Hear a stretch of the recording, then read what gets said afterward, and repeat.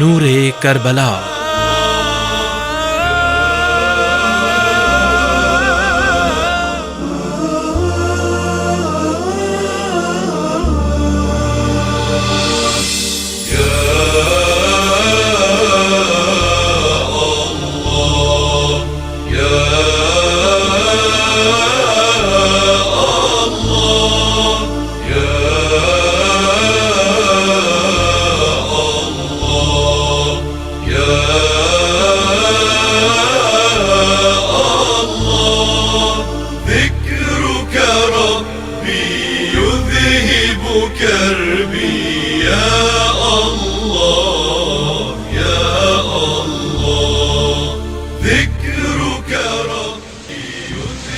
محمد والے بیت محمد صلوات۔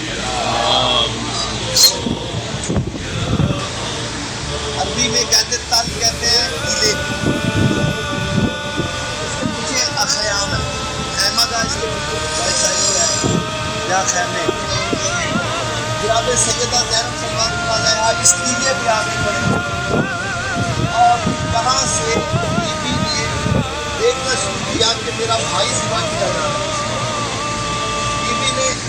دو جملے کہے، ایک جملہ فوج شیعہ سے کہا، فرماتی ہے ظالم و حیا کرو، کتنی بے دردی سے مار رہے ہو، میری ماں نے اسے چکیاں پیس کے مارا ہے، میری ماں کا سب سے لاڈلا بیٹا تھا، میری ماں نے چکیاں پیس کے مارا، نہ مارو۔ جب شبر ملاؤں نے نہ سنا تو سیدہ نے منہ کیا مدینے کی طرف، اپنے نانا سے کتاب کر کے فرماتی ہیں یا جدہ صلی علیک ملک السما، نانا تجھ پہ آسمان کے فرشتوں کا سلام، دیکھ تیرا حسین کس طرح ذبح کیا جا رہا ہے۔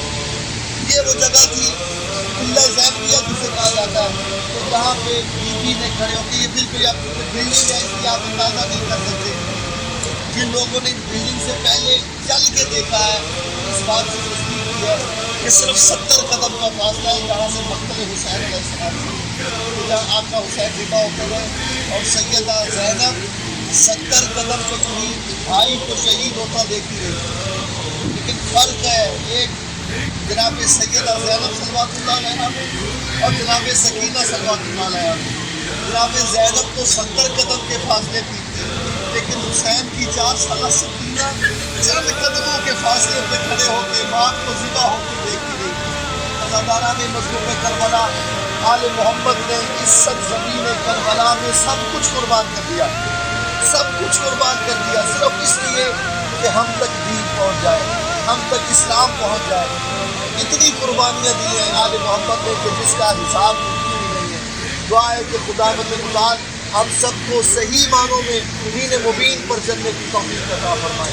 ہم ایسے محب اور شیعہ بنے جیسے آل محمد چاہتے ہیں، ایسے عزادار بنے جیسے فاطمہ الزہرا چاہتی ہیں، ایسے مومن بنے جیسے خدا و رسول چاہتے ہیں، جس کہ امام حسین نے اپنا سب کچھ قربان کیا۔ اور ہم سب کی زیارات کو قبول و منظور فرمائے۔ اور محمد والے بیت محمد صلی اللہ علیہ وسلم۔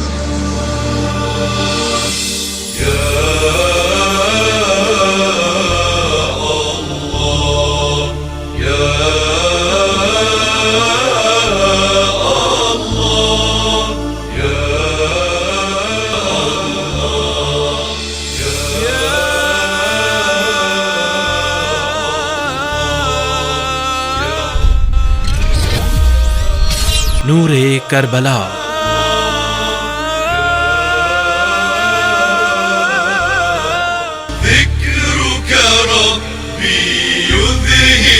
كربي يا الله يا الله، ذكرك ربي يذهب كربي يا